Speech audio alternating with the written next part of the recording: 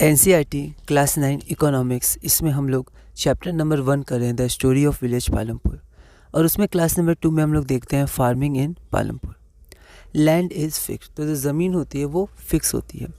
Farming is the main production activity in Palampur, हमने देखा था 75% जो लोग हैं वो उनकी लाइवलीहुड वो अपना जीवन यापन फार्मिंग के द्वारा करते हैं। तो 75% में जो लोग हैं जो फार्मिंग करते हैं उसमें से कुछ तो फार्मर्स हैं, मतलब उनके पास अपना लैंड है और लीगल एग्रीमेंट भी है लैंड को यूज़ करने का, या फिर उन्होंने एक लीगल एग्रीमेंट लिया है कि इस लैंड को हम लोग यूज़ कर सकते हैं, ठीक है, कुछ समय तक।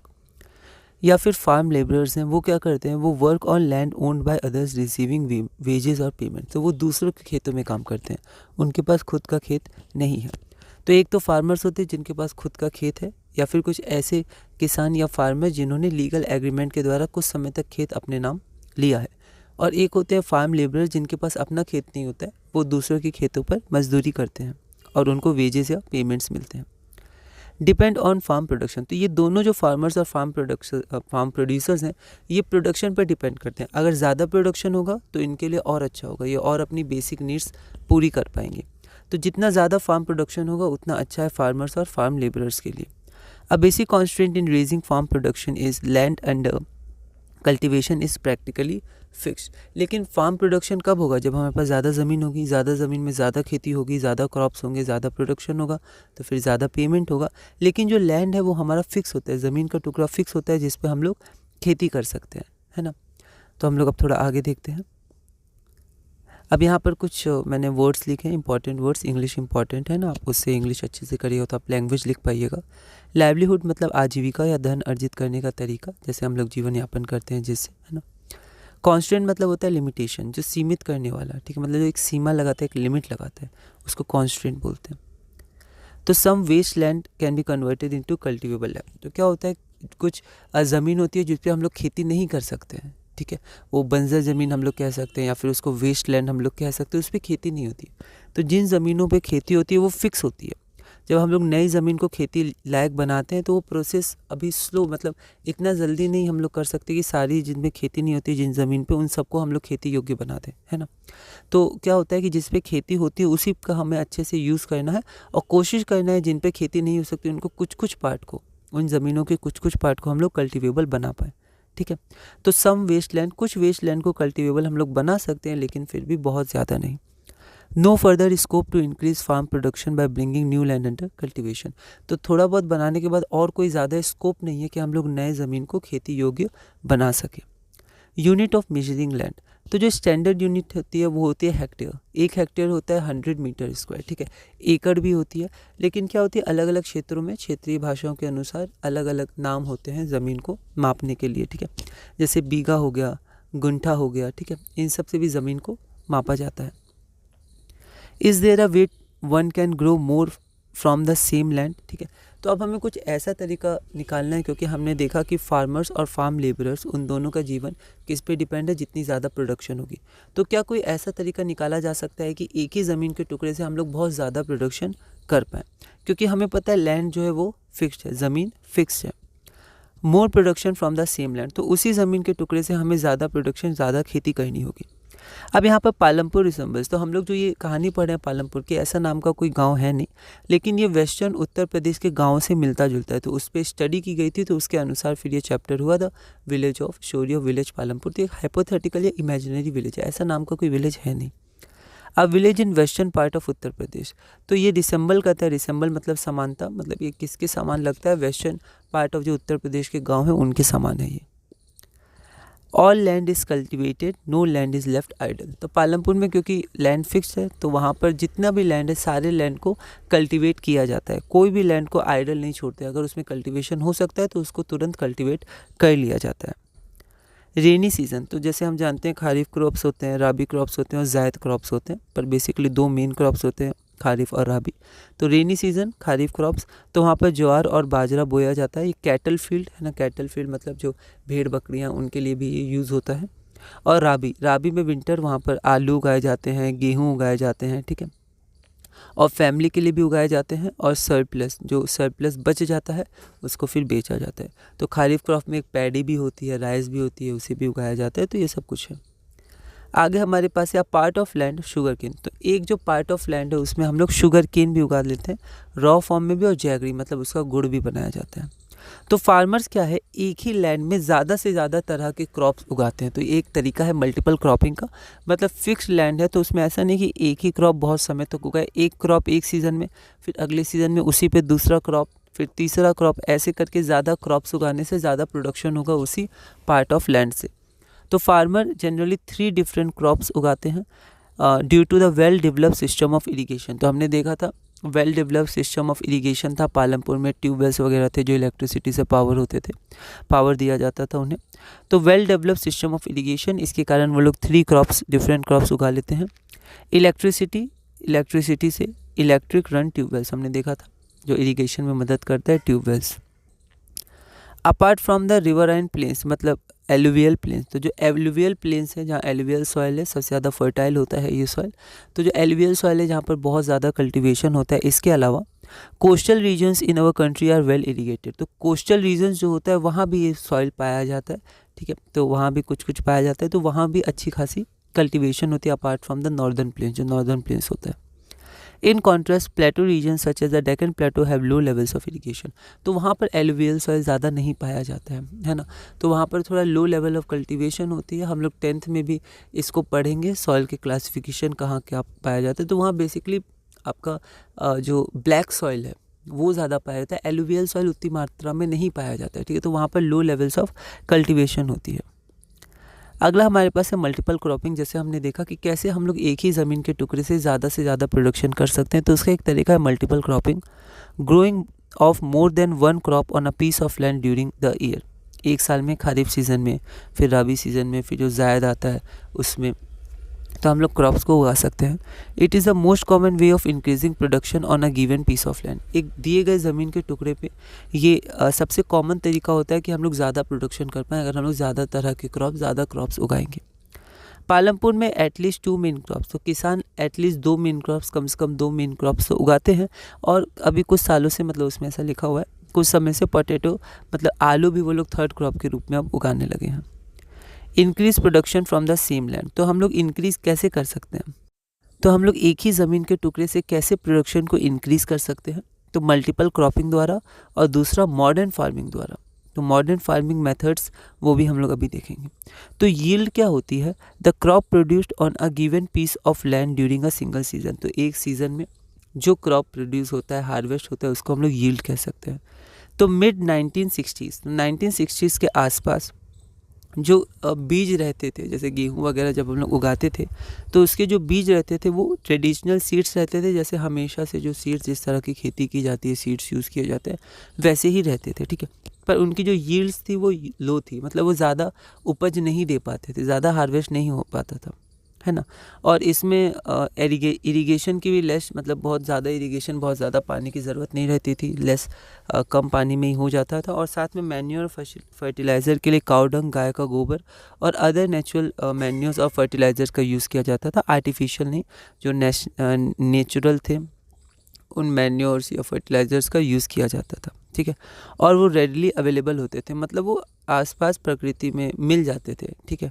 तो उनके लिए हम लोग को बाय नहीं करना पड़ता था या फिर बहुत ज़्यादा पैसे नहीं लगाने पड़ते थे। Farmers did not have to buy, तो उन्हें फार्मर जो किसान है वो बाय नहीं करते थे, खरीदते नहीं थे। तो ये पहले ऐसे खेती होती थी, पारंपरिक जो बीज रहते थे, हमेशा से जैसे खेती होती थी वो बीज रहते थे, लेकिन उनकी उपज कम होती थी, उनमें पानी कम लगता था, और फर्टिलाइज़र्स के लिए गाय का गोबर और कोई नेचुरल फर्टिलाइज़र्स और जो मैन्योर्स होते थे बेसिकली वो कंपोस्ट वगैरह वो यूज़ किए जाते थे। लेकिन क्या हुआ, 1916 में ग्रीन रेवोल्यूशन हुआ, ठीक है। तो ग्रीन रेवोल्यूशन में क्या हुआ, कल्टीवेशन ऑफ व्हीट, गेहूँ और चावल, इनके कल्टीवेशन में बहुत ज़्यादा मात्रा में, मतलब ये बहुत ज़्यादा अधिक, मतलब बहुत ज़्यादा हो गए मात्रा में, इनकी मात्रा बहुत ज़्यादा ही बढ़ गई। तो इसमें ऐसा क्या क्या यूज़ किया गया था जो पहले यूज़ नहीं किया जाता था, तो हम लोग देखते हैं। तो सबसे पहले तो इसमें एक HYV सीड्स का यूज़ किया जाने लगा, मतलब हाई यील्डिंग वेराइटीज़, ठीक है। तो इसको HYVs भी कहते हैं या HYV कहते हैं। तो ये जो बीज थे वो थोड़े अलग थे, है ना। और इनमें जो था एक जो प्लांट था, जैसे गेहूं का एक प्लांट या एक पौधा जो था, उसमें बहुत ज़्यादा मात्रा में गेहूं आते थे। अगर हम लोग HYV बीज डालेंगे और अगर हम लोग पारंपरिक ट्रेडिशनल बीज डालेंगे तो उसकी अपेक्षा जो HYV बीट्स है सीड्स हैं, वो HYV सीड्स जो हैं उससे जो ज़्यादा गेहूँ आएंगे, मतलब जो गेहूँ की फसल होगी उसमें ज़्यादा गेहूँ लगे होंगे, ठीक है। Much greater amount of grain on a single plant, एक सिंगल प्लांट में ज़्यादा गेहूँ के दाने होंगे उसमें। Same piece of land would now produce far larger quantities of food grains. तो अब एक ही ज़मीन के टुकड़े जहाँ पर पहले के समय में पहले के तरीके से खेती की जाती थी तो उसका जो उपज निकलता हार्वेस्ट निकलता था उससे कहीं ज़्यादा तब निकलेगा जब हम लोग ये ग्रीन रेवोल्यूशन में जो HYV सीड्स का यूज़ होने लगा था। लेकिन HYV सीड्स को मतलब इरिगेशन की और जो फैसिलिटीज़ थी वो थोड़ा अलग देनी पड़ती थी। जैसे हमने देखा था जो पहले के बीज थे उनमें पानी कम लगता था और उसमें जो गाय का गोबर या नेचुरल फर्टिलाइज़र्स थे वो सब काम ठीक से अच्छे से हो जाते थे। लेकिन जो HYV सीड्स है उसमें बहुत ज़्यादा पानी लगता है, प्लेंटी ऑफ वाटर, बहुत पानी से उसकी सिंचाई करनी पड़ती है और साथ में इसमें केमिकल फर्टिलाइज़र्स भी डालने पड़ते हैं जो इंडस्ट्री में बनते हैं, यूरिया और भी केमिकल फर्टिलाइज़र्स जो होते हैं, और साथ में इसमें पेस्टिसाइड्स का भी यूज़ करना पड़ता है, स्प्रे वगैरह जो होता है ताकि उसमें कीड़े वगैरह ये सब ना लगे। उसके बाद हम लोग देखते हैं तो ये जो हमारे पास मॉडर्न फार्मिंग मेथड्स है HYV सीड्स, केमिकल फर्टिलाइज़र्स, इसमें क्या क्या है वो देखते हैं। तो मॉडर्न फार्मिंग मेथड्स में सबसे पहले तो HYV सीड्स, नए तरह के सीड्स ये होते हैं जो ज़्यादा उपज देते हैं, उनका यूज़ करना पड़ता है। फर्टिलाइज़र्स का यूज़ करना पड़ता है, ठीक है। उसके बाद फार्म मशीनरी मतलब ट्रैक्टर, डीजल, अब इनका भी यूज़ होने लगा। जैसे पहले बैल और हल द्वारा खेतों को जोता जाता था, ठीक है, तैयार किया जाता था, अभी भी किया जाता है, लेकिन अब कई जगह पर ट्रैक्टर्स, डीजल और जो नए नए मतलब ये हम कह सकते हैं मशीनें हैं, ठीक है, उन सब से यूज़ किया जाता है उन सबको मॉडर्न फार्मिंग मेथड में, ठीक है। कंबाइन वगैरह का बहुत यूज़ किया जाता है कई जगह। फिर पेस्टिसाइड्स का यूज़ किया जाता है और इरिगेशन में कैनल्स और अब पंप्स है जैसे ट्यूबवेल्स वगैरह, इलेक्ट्रिसिटी मोटर्स, इन सब के द्वारा अब इरिगेशन होता है। फिर डैम से इरिगेशन होता है, इलेक्ट्रिसिटी का यूज़ होता है। तो इन सब से क्या हुआ, एक रेवोल्यूशन जैसा आ गया एग्रीकल्चर में, फार्मिंग में। इन सब की मदद से बहुत ज़्यादा उपज होने लगी। तो ये मॉडर्न फार्मिंग मेथड्स हैं, HYV सीड्स, केमिकल फर्टिलाइजर्स, ये सब, ठीक है। ये सब NCERT के नोट से उनको आप रीडिंग ज़रूर कीजिएगा। तो ये जो मॉडर्न फार्मिंग मेथड्स हैं सबसे पहले कहाँ पर यूज़ हुए, तो सबसे पहले पंजाब, हरियाणा और वेस्टर्न पार्ट ऑफ उत्तर प्रदेश, यहाँ पर बहुत ज़्यादा यूज़ हुए, है ना, सबसे पहले।